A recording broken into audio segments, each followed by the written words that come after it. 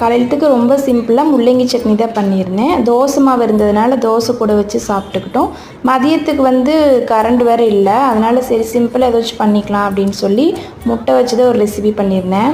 ஒரு பேன் வச்சு எண்ணெய் ஊற்றி கடுகு உளுத்தம் பருப்பு கொஞ்சம் சீரகம் போட்டு தாளிச்சிட்டு கூடவே வந்து பச்சை மிளகா வெங்காயம் தக்காளி கொஞ்சம் உப்பு மஞ்சத்தூள் போட்டு நல்லா வதக்கி விட்டுடலாம்.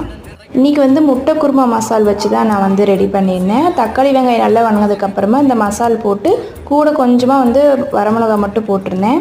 மசால் கொஞ்சம் நல்லா பச்சை வாசனை போனதுக்கப்புறமா வேணுங்கிற அளவுக்கு தண்ணி ஊற்றி அது நல்லா கொதிச்சதுக்கப்புறமா நம்ம முட்டை வந்து ஒரு 2 முட்டையை வந்து உடச்சி ஊற்றிக்கலாம்.